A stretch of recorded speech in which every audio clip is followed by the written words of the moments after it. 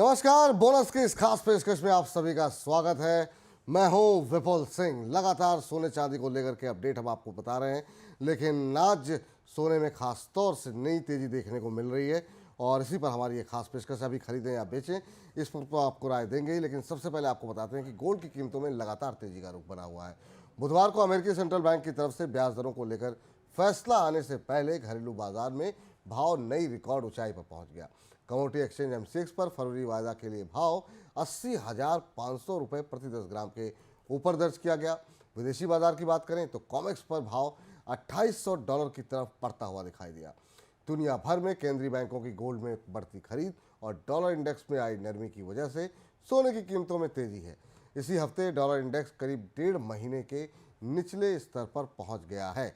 क्या कुछ रणनीति होनी चाहिए सोने को लेकर? इस पर ज़्यादा बातचीत करने के लिए हमारे साथ जुड़ चुके हैं एचडीएफसी सिक्योरिटीज़ के कमोडिटीज और करेंसी हेड अनुज गुप्ता जी। अनुज जी, सबसे पहले तो बहुत बहुत स्वागत है आपका, और आप हमारे इस मंच पर पहली बार आए हैं तो और विशेष स्वागत है आपका। कैसा लग रहा है सर हमारा ये नया मंच जो सजा हुआ है? सर आप म्यूट हैं sir. Vipul ji, thank you very much invite करने के लिए। देखिए, नया साल स्टार्ट हुआ है और नए साल में नई जो आपने इनिशिएट किया है, ये डेफिनेटली हमें लगता है कि नए उच्चतम स्तर तक जाएगी।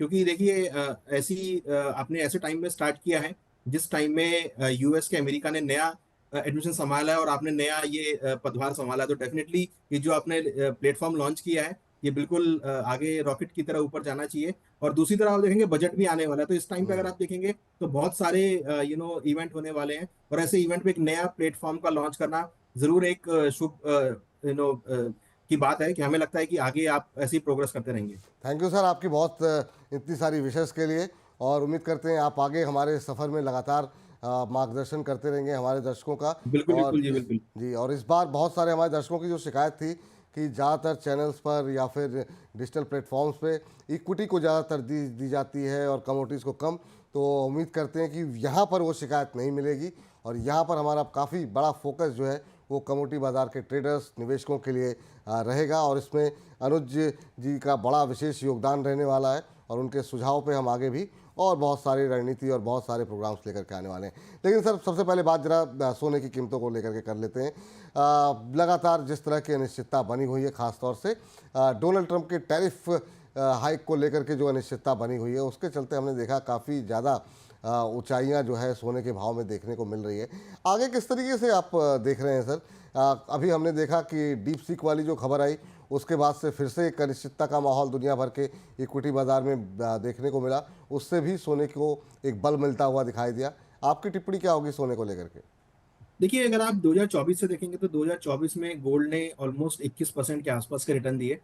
हालांकि अगर उसमें से हम इंपोर्ट ड्यूटी कट कर दें तो 21% बैठता है। वैसे अगर हम देखेंगे, इंपोर्ट ड्यूटी जो बजट में आई थी तो करीबन 27-28% हमने गोल्ड के अंदर मोमेंटम देखा था।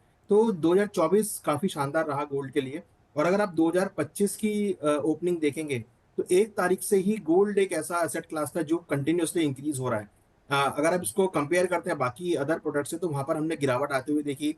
हमने इक्विटी मार्केट में गिरावट आते हुए देखी, हमने करेंसी मार्केट वीक होता हुआ देखा। बट उसके वनस्पत अगर आप देखेंगे तो गोल्ड ऑलमोस्ट करीबन 4.5% की रैली के साथ यहाँ पे ट्रेड करता हुआ दिख रहा है।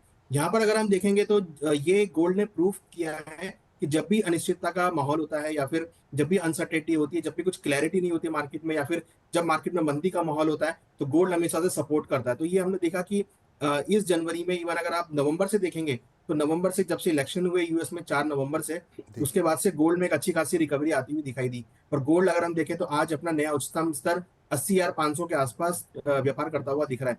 तो कहीं ना कहीं गोल्ड ने ये प्रूव किया है कि अगर इन्वेस्टमेंट जो गोल्ड के अंदर है वो हमेशा से फ्रूटफुल रहा है। और अगर आप पिछले 100 सालों का रिकॉर्ड देखेंगे तो गोल्ड ने करीबन 8% कंपाउंडिंग के हिसाब से रिटर्न दिया है, जो कि बहुत शानदार रिटर्न माना जाता है। तो मुझे लगता है कि गोल्ड में जो ये रैली बनी है, ये आगे भी कंटिन्यू रहेगी।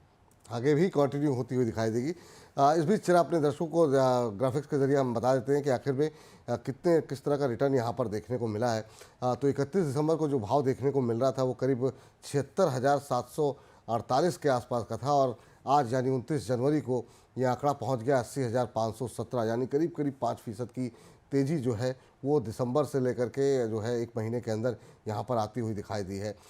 इसके अलावा अगर हम देखें सर, इंपोर्ट को लेकर थोड़ी बात करना चाहेंगे। हमने देखा कि अगर हम देखें तो जिस तरीके से वैल्यू टर्म में देखें तो 2023 के मुकाबले इंपोर्ट थोड़ा सा कम दिखाई दे रहा है 24 के अंदर। 2023 में 744 टन इंपोर्ट हुआ था, 724 टन जो है वो 2024 के अंदर इंपोर्ट हुआ है। लेकिन अगर हम पैसे के लिहाज से देखें तो वहाँ पर जो है काफ़ी बड़ा अंतर दिखाई दे रहा है। आप कैसे देख रहे हैं? क्या बहुत सारे सवाल उठे थे अभी इंपोर्ट को लेकर के, ट्रेड डेफिसिट की बात होने लगी थी। क्या इस बजट के अंदर कोई आप की एक्सपेक्टेशन है इंपोर्ट ड्यूटी को लेकर के कोई बड़ा फैसला हो सकता है? क्योंकि इस पर लगातार सवाल उठ रहे थे कि इंपोर्ट ड्यूटी लगाना का सरकार का जो कदम था जो हटाने का, वो सही साबित नहीं हुआ। देखिए, इंटरिम बजट में आप देखेंगे तो जो जुलाई में बजट आया था उसमें हमने देखा था कि करीबन 9% के आसपास कुल मिलाकर इंपोर्ट ड्यूटी कम की गई थी, जिसमें इंपोर्ट ड्यूटी जो पहले 15% था सारा कुछ मिला के, अब वो 6% रह गई है। तो सरकार ने ऑलरेडी इंपोर्ट ड्यूटी काफी कम करी है, क्योंकि यहाँ पर अगर आप देखेंगे तो स्मगलिंग के तौर पे या इलीगल वे से गोल्ड काफी भारत में आ रहा था, तो उसको कम करने के लिए इन्होंने यहाँ पर इंपोर्ट ड्यूटी कम करते हुए नजर आए, जिससे हमने देखा कि गोल्ड का जो प्राइस था वो डोमेस्टिक मार्केट में कम हो गया था। तो कहीं ना कहीं अगर आप इंपोर्ट की बात करेंगे तो गोल्ड में डेफिनेटली थोड़ा सा इंपोर्ट कम हुआ है, क्योंकि ज्यादा रेट होने की वजह से थोड़ी हमने डिमांड यहाँ पे कम आती हुई देखी है। अगर आप कंपेयर करेंगे 1 या 2 साल पहले जो रेट चल रहा था उससे, तो उसके वजह से हमने देखा कि 2024 में जो इंपोर्ट था वो कम होता हुआ दिखाई दिया। बट अगर आप इसको देखते हैं कि बजट में क्या एक्सपेक्टेशन है, तो मुझे लगता है कि शायद हो सकता है कि कोई ज्यादा बड़ा फेरबदल ना हो इंपोर्ट ड्यूटी को लेके, क्योंकि ऑलरेडी इंपोर्ट ड्यूटी काफी कम की गई है, क्योंकि सरकार का मेन ऑब्जेक्टिव है कि जो गोल्ड है उसको भी वो बिल्कुल 1 नंबर की कैटेगरी में लेके आना चाहती है। उसमें जीएसटी का भी प्रावधान आता हुआ दिख रहा है कि कहीं ना कहीं अगर आप गोल्ड परचेज कर रहे हैं तो आप 1 नंबर से आप गोल्ड ले सकते हैं। आप जो लीगल एक्टिविटी उससे गोल्ड ना परचेज करें, और सब चीजों को वो एक तरीके से ऑन द पेपर्स लाना चाह रहे हैं। तो मुझे लगता नहीं है कि कोई ज्यादा इंपोर्ट ड्यूटी में फेरबदल करेंगे। फेरबदल में हो सकता है कि छुटपुट आपको बढ़त होती हुई दिखाई दे, मगर हमें लगता है कि ज्यादा चेंजेस को इंपोर्ट ड्यूटी में आता हुआ नहीं दिख रहा है, क्योंकि गोल्ड के अंदर अगर हम देखें तो हो सकता है कि गोल्ड को एज ए असेट क्लास अगर हम देखें तो कहीं ना कहीं लोग अब इसको प्लेज करके भी लिमिट ले सकते हैं। तो इस तरह से कुछ प्रावधान हमें लगता है कि जो है बजट में आ सकते हैं। सर, अब परसों जो है इकोनॉमिक पॉलिसी है और शनिवार को बजट है, बहुत कम समय बचा है। आप लोगों की तरफ से कमोडिटी बाज़ार को लेकर के क्या कुछ एक्सपेक्टेशन है? क्या ऐसा हो जो ट्रेडर्स को, निवेशकों को अच्छा लगेगा? कोई डिमांड्स, आपकी विश लिस्ट क्या है बजट को लेकर के? देखिए, भारत तो एक ऐसा नेशन है जिसमें जो ट्रेडिंग कॉस्ट है वो सबसे ज्यादा हाई है। तो हमारी सबसे पहले रिक्वेस्ट तो ये रहेगी कि, और हमेशा से हम करते भी आए हैं, कि जो ट्रेडिंग कॉस्ट है उसको कम किया। जैसे अगर आप कमोडिटी की बात करेंगे तो कमोडिटी में सीटीटी काफी लगता है, तो सीटीटी को कम किया जाना चाहिए या हटा देना चाहिए, क्योंकि अगर आप देखेंगे तो सीटीटी लगने के बाद कोई ऐसा मेन चेंज देखने को नहीं मिला है कि कोई इकोनॉमी में आपको चेंज देखने को मिले। तो सीटीटी हमें लगता है कि एक बर्डन है, एक एक्स्ट्रा कॉस्ट है ट्रेडर्स के ऊपर, इंपोर्टर के ऊपर, एक्सपोर्टर के ऊपर, जो अपनी कमोडिटी को हेज करते हैं। क्योंकि ये जो प्लेटफॉर्म बनाया गया है ये रिस्क मैनेजमेंट के लिए है। अगर यहाँ पर अगर हम एक्स्ट्रा कॉस्ट डालते हैं तो डेफिनेटली जो इंपोर्टर एक्सपोर्टर हैं या फिर जो प्रोड्यूसर हैं या फिर जो यूजर हैं वो इसको एक्चुअल तरीके से यूज नहीं कर पा रहे हैं। तो हमने ये भी देखा है इसकी वजह से जो फ्यूचर्स का वॉल्यूम है कमोडिटी मार्केट के अंदर, जो फ्यूचर का वॉल्यूम है वो अभी भी स्टेगनेंट है, उसमें कोई ज्यादा बढ़ोतरी देखने को नहीं मिली है। जबकि अगर आप ऑप्शन साइड जाएंगे तो जी। वहां पर काफी अच्छी हमने ग्रोथ देखी है वॉल्यूम में। तो आज अगर आप एमसीएक्स का वॉल्यूम की बात करते हैं तो करीबन मोर देन 5 लाख करोड़ का वॉल्यूम है, जिसमें 80% वॉल्यूम जो है वो ऑप्शंस के थ्रू आता है। तो हमारी रिक्वेस्ट ये है कि अगर फ्यूचर्स का वॉल्यूम इंक्रीज करना है तो सीटीटी को यहाँ पे कुछ कम करना चाहिए, जिससे कि कॉस्ट ऑफ ट्रेडिंग जो है कम होनी चाहिए, जो कि इन नए नए ट्रेडर्स को यहाँ पर जो है अट्रैक्ट करे। हमने दूसरी तरफ ये भी देखा, अगर आप कंपेयर करते हैं इक्विटी मार्केट से, तो इक्विटी मार्केट में जैसे हमें लॉट साइज बढ़ते हुए देखें डेरिवेटिव्स के, तो जो ट्रेडर्स हैं वो अब धीरे धीरे कमोडिटी मार्केट की तरफ आते हुए दिख रहे हैं, मगर कॉस्टिंग की वजह से वो कहीं ना कहीं रुक रहे हैं। तो अगर हमें कमोडिटी मार्केट को बढ़ावा देना है, नए निवेशकों को यहाँ पे लेके आना है और नए निवेशकों को अट्रैक्टिव दिखाना है, तो यहाँ पे डेफिनेटली सीटीटी को कम करना चाहिए। तो ये हमारा पहला रिक्वेस्ट है। दूसरा, जो हमें लगता है कि जो भी आदमी, जो भी निवेशक या जो इंपोर्टर एक्सपोर्टर इस मार्केट को रिस्क मैनेजमेंट के तौर पे यूज कर रहा है, या फिर कोई अगर कॉर्पोरेट्स है वो इसको एज ए रिस्क मैनेजमेंट के तौर पे यूज कर रही हैं, जी। इंपोर्टर एक्सपोर्टर, तो उनको इंसेंटिवाइज करना चाहिए, जिससे कि वो एग्रेसिव हो इस प्लेटफॉर्म को यूज करने के लिए, हेजिंग करने के लिए। हमने देखा कि बहुत सारे कॉर्पोरेट्स हैं, जैसे मेटल की कंपनीज हैं या बुलियन की कंपनी है या ऑयल मार्केटिंग कंपनीज है, जो इस प्लेटफॉर्म को यूज करती हैं, बट हाँ अभी उस लेवल पे यूज नहीं कर रही हैं। हाँ, अगर इनको हम कुछ इंसेंटिवाइज देते हैं या इंसेंटिव देते हैं तो डेफिनेटली वो उस लेवल पर इसको यूज करेंगे जिससे इस मार्केट का साइज जो है, दायरा जो है वो इंक्रीज होगा।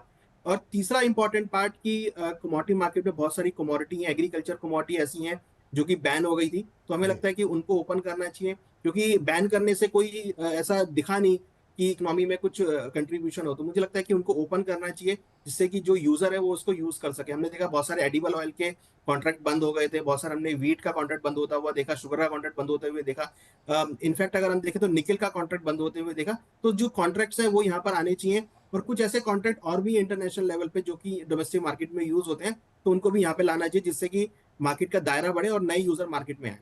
ठीक सर, तो ये विश लिस्ट है इंडस्ट्री की तरफ से। अब देखना ये है कि बजट में कितनी चीज़ें पूरी होती हैं। लेकिन चलते चलते सर आपसे टारगेट्स जानना चाहेंगे यहाँ पे, जो लोग गोल्ड के में पैसे जिनको लगाने हैं या जो लोग ऑलरेडी इन्वेस्टेड हैं, आप क्या टारगेट देख रहे हैं गोल्ड के लिए? देखिए, गोल्ड में हमें लगता है कि अगर हम वेरी शॉर्ट टर्म की बात करें आने वाले 2 या 3 महीने की, तो पॉसिबल है कि 82,000 तक के लेवल आपको देखने को मिल सकते हैं। और हमारी रिसर्च के अकॉर्डिंग हमें लगता है कि 86-87,000 के लेवल जो है आपको धनतेरस तक देखने को मिल सकते हैं, 2025 में दिवाली के आसपास तक, जो कि करीबन अभी 9 या 10 महीने का टाइम है। तो इन 9-10 महीने में हमें लगता है कि 86,000 87,000 तक के लेवल गोल्ड में देखे जा सकते हैं। और इंटरनेशनली अगर हम बात करें तो 2900 से लेकर $3,000 के आसपास के लेवल्स हमें लगता है कि इस साल के एंड तक आपको देखने को मिल सकते हैं। तो जो ट्रेंड है वो पॉजिटिव लग रहा है। और जो अभी ट्रम्प साहब ने बोला है कि इंटरेस्ट रेट कट करना चाहिए, इंटरेस्ट रेट लोअर होनी चाहिए, तो आज फेड की मीटिंग है जिसका आउटकम रात को 12 बजे के आसपास आएगा, तो वहां पर और क्लैरिटी आती हुई दिखाई देगी कि फेडरल रिजर्व क्या सोच रहा है और मार्केट का प्रावधान कैसा है। तो उसके अकॉर्डिंग हमें लगता है कि गोल्ड में आने वाले दिनों में आपको तेजी का सेंटीमेंट देखने को मिल सकता है। चांदी में क्या लग रहा है सर? एक छोटी टिप्पणी, क्या चांदी अगर पूरे साल की बात करें तो क्या भारी पड़ सकती है सोने पर? देखिए, हमें लग रहा है कि इस बार चांदी जो है आउट परफॉर्म करेगी गोल्ड को, क्योंकि यहाँ पे 2-3 चीजें इंपॉर्टेंट हैं। एक तो चांदी की जो इंडस्ट्रियल डिमांड है वो यहाँ पर बढ़ती हुई नजर आई है। दूसरी तरफ अगर हम देखें तो जिस तरीके से चाइना की जीडीपी सुधरी है और चाइना जो इकोनॉमी में मनी पंप कर रहे हैं, वहां पर इंडस्ट्रियल मेटल का यूसेज जो है बढ़ सकता है। और साथ में हम ये भी देख रहे हैं कि जो यूएस है, वो भी यहाँ पर इंडस्ट्रियल एक्टिविटी को बढ़ाता हुआ दिख रहा है, तो कहीं ना कहीं चांदी का जो यूसेज है वो आगे बढ़ सकता है। तो हमें लगता है कि चांदी जो है इस बार गोल्ड को आउट परफॉर्म कर सकती है। और डेफिनेटली हमें लग रहा है कि चांदी के भाव हो सकता है कि आपको ईयर एंड तक अगेन 5 फिगर में आते हुए दिखाई दें। और हालांकि अगर आप कंपेयर करेंगे गोल्ड से, तो गोल्ड ने इंटरनेशनल मार्केट में तो हाई बनाया है, डोमेस्टिक मार्केट में भी हाई बनाया है, मगर अगर आप इंटरनेशनल मार्केट में चांदी को देखेंगे तो चांदी का लास्ट टाइम हाई था $49 का, तो आज जो है करीबन $31 है। तो अभी इंटरनेशनल मार्केट में चांदी ने हाई नहीं बनाया, तो हमें लगता है कि चांदी में अभी भी रनअप बाकी है। चांदी करीबन 14 साल के कंसोलिडेशन से बाहर निकला है, तो हमें लगता है कि इस साल चांदी आउट परफॉर्म कर सकता है, क्योंकि बेस मेटल की डिमांड बढ़ेगी, इंडस्ट्रियल मेटल की डिमांड बढ़ेगी, तो उसमें चांदी हमें लगता है कि चांदी अगेन 1 लाख तक के लेवल को टेस्ट कर सकता है। ठीक सर। अनुसर, आज की चर्चा में आप जुड़े और इस अपडेट में हमारे साथ मिल करके सोने चांदी के भाव को लेकर के, उस पर निवेश की रणनीति को लेकर के अपनी राय दी। बहुत बहुत शुक्रिया सर, बहुत बहुत धन्यवाद। उम्मीद है आगे भी आप इसी तरीके से समय समय पे हम लोगों को अपना महत्वपूर्ण समय देते रहेंगे। बहुत बहुत धन्यवाद। Thank you sir, thank you sir. तो चलिए फिलहाल अब इस खास अपडेट में इतना ही, और ऐसे ही तमाम अपडेट्स के लिए आप लगातार बने रहिए बोनस के साथ। अभी तक चैनल को सब्सक्राइब नहीं किया है तो सब्सक्राइब कीजिए, हमारे तमाम कार्यक्रम को लाइक कीजिए, उसमें अपनी टिप्पणियाँ दीजिए, जो सुझाव हैं वो दीजिए, कुछ कमी लग रही हो तो भी बताइए। मुझको इजाज़त दीजिए फिलहाल के लिए, नमस्कार।